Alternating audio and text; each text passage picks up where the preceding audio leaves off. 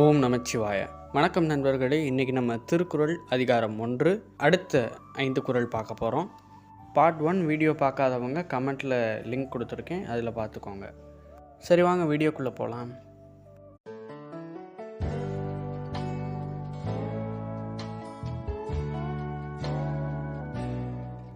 முதல் அதிகாரம் 6வது குறள். பொறி வாயில் ஐந்தவித்தான் பொய்தீர் ஒழுக்க நெறி நின்றார் நீடு வாழ்வார். சரி, இப்போ இந்த குறளோட பொருளை பார்த்துருவோம். பொறி வாயில் ஐந்தவித்தான். பொறி வாயில், பொறினா முதல்ல என்ன அப்படின்றத நம்ம தெரிஞ்சுக்கணும். பொறினா ஐம்பொறிகள். ஐம்பொறிகள் என்னென்ன? கண், காது, மூக்கு, வாய், மெய். இந்த ஐந்தையும் தான் ஐம்பொறிகள்னு நம்ம சொல்லுவோம். இந்த ஐந்தும் தான் நம்மளை இப்போ கண்ட்ரோல் பண்ணிக்கிட்டு இருக்கான். இந்த அஞ்சையும் நம்ம கண்ட்ரோல் பண்ண ஆரம்பிச்சிட்டோன்னா நம்ம நீடு வாழலாம், ரொம்ப வருஷம் வாழலாம் அப்படின்றத இந்த குறள் மூலமாக நமக்கு திருவள்ளுவர் சொல்கிறார். சரி, வாங்க நண்பர்களே 7வது குறளை பார்ப்போம். அதிகாரம் 1 குறள் 7. தனக்கு உவமை இல்லாதான் தாழ் சேர்ந்தார் கல்லால் மனக்கவலை மாற்றல் அரிது. இப்போ இந்த குறளோட பொருளை விவரமாக பார்ப்போம். கொஞ்சம் நம்ம இப்போ இந்த வார்த்தைகளை பிரித்து படிப்போம். தனக்கு உவமை, தனக்கு உவமை, தனக்கு உவமை. உவமைனா ஒரு பொருளை இன்னொரு பொருளை வச்சு எடுத்துக்காட்டாக சொல்கிறது, அதுதான் உவமைன்னு சொல்லுவோம். நம்ம ஓமை அணி படிச்சுருந்துருப்போம் தமிழில். அது மாதிரி உவமை அப்படின்றது ஒரு பொருளுக்கு இன்னொரு பொருளை எடுத்துக்காட்டாக சொல்கிறது. அதான் தனக்கு உவமை இல்லாதான் தாழ். தாழ்னா இறைவனின் தாழ், இறைவனுடைய பாதங்களை. தாழ் சேர்ந்தார்க்கு அல்லால், அவருடைய தாளை வணங்குபவர்களை தவிர வேறு யாராலும் தன்னுடைய மனக்கவலையை மாற்றல் அரிது. தன்னுடைய மனக்கவலையை வேறு யாராலையும் மாற்றிக்க முடியாது. இறைவனை வணங்குபவர்கள் தான் தனக்கு வரக்கூடிய மனக்கவலை மாற்றிக்கொள்ள முடியும் அப்படின்றத இந்த குறள் மூலமாக நமக்கு திருவள்ளுவர் சொல்கிறாரு. சரி, வாங்க நண்பர்களே நம்ம அடுத்த குறளை பார்ப்போம். 8வது குறள். அதிகாரம் 1 குறள் 8. அறவாழி அந்தணன் தாழ் சேர்ந்தார் கல்லால் பிறவாழி நீந்தல் அரிது. இந்த குறளோட பொருளை இப்போ நம்ம தெளிவாக பார்க்கலாம் வாங்க. அறவாழி அப்படின்றத நம்ம பிரித்தோம்னா அறம் கூட்டல் ஆழி. அறம்னா நற்செயல் அப்படின்னு பொருள் தரும்.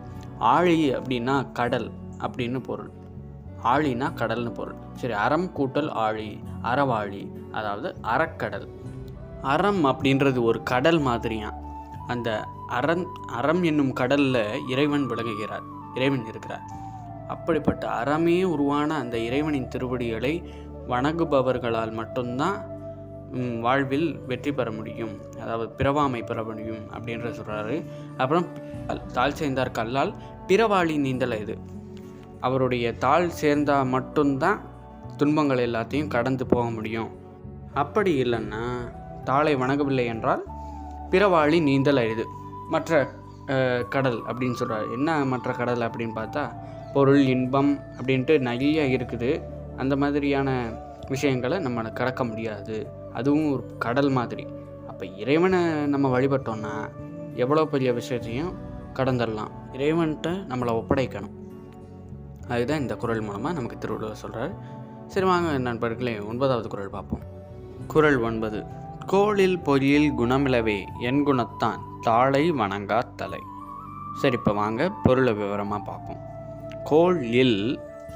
கோளில் அப்படின்றத நம்ம பிரித்து பார்க்கும்போது கோளில் பொறியில் குணம் இலவே என் குணத்தான் தாளை வணங்கா தலை. அதாவது கோள்கள் 9 கோள்கள் இருக்குது பார்த்தீங்களா? கோள்கள் இருக்காதான்.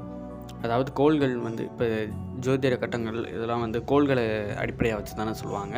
அதான் இங்கே என்ன சொல்கிறாரு, கோளில் அந்த கோள்கள் செயல்படாதான் எப்போ பொறிகள் இல்லாதப்ப. பொறியில் ஐம்பொறிகளினுடைய சேட்டைகள் இல்லாதப்ப இந்த ஜோதிட கட்டங்கள் நமக்கு செயல்படாதான்.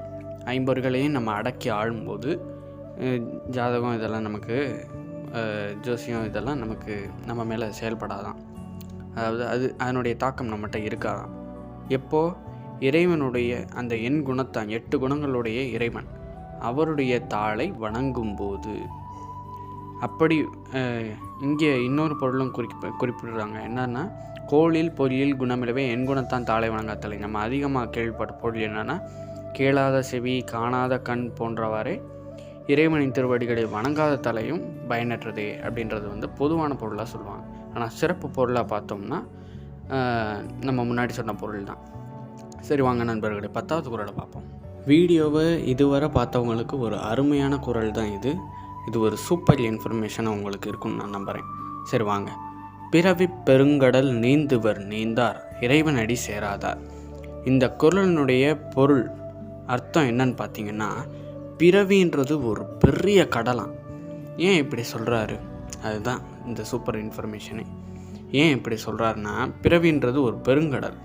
இப்போ நம்ம இந்த மனித பிறவியில் வாழ்த்துக்கிட்டு இருக்கோமே, இந்த மனித பிறவி கிடைக்கிறதுக்கே நம்ம 84 லட்சம் கோடி பிறவிகள் எடுத்ததுக்கப்புறம் தான் இந்த மனித பிறவியே கிடைக்குமாங்க.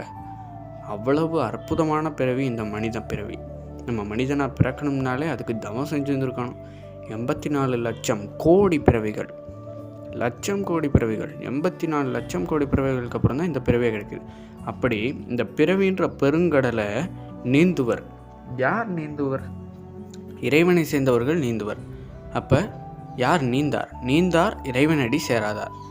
இறைவனடி சேராதவங்க அந்த பிறவின்ற பெருங்கடலை நீந்த முடியாது, நீந்த இயலாது அப்படின்றது தான் இந்த குறள் மூலமாக நமக்கு சொல்கிறார்.